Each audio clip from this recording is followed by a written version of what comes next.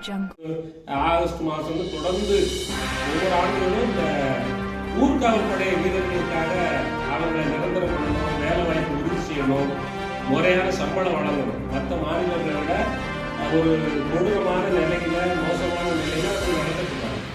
அவங்களுக்கு உறுதி செய்யணும்னு சொல்லி 3 கட்ட போராட்டங்கள் நடத்திருக்கிறோம். பல கட்டம் மனுக்களை கொடுத்திருக்கிறோம், முதல்வர் கொடுத்திருக்கிறோம். இப்ப இருக்கிற முதல்வரே கடந்த முறை எதிர்கட்சி தலைவராக இருக்கும்போது அதற்கான திட்டங்களை சொன்னாங்க, கோரிக்கை வைத்தாங்க. இவங்க தேர்தல் அறிக்கையில கோரிக்கை வைத்தாங்க. ஆனால் இவங்க இப்போ முதலமைச்சராக இருக்கிறாங்க, அதை நிறைவேற்றல. அதனால பாராளுமன்ற தேர்தல் நடக்கிறதுனால அந்த கோரிக்கையை முன்வைத்து எந்த போராட்டம் நடக்கல.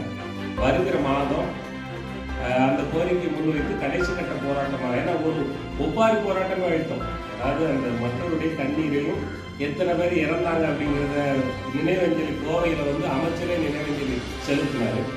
நாங்கள் அதை ஒப்பாரி போராட்டம் நடத்தினோம். அது மீடியா லெவலில் பெரிய லெவலில் அரசுக்கு சென்றடையலை.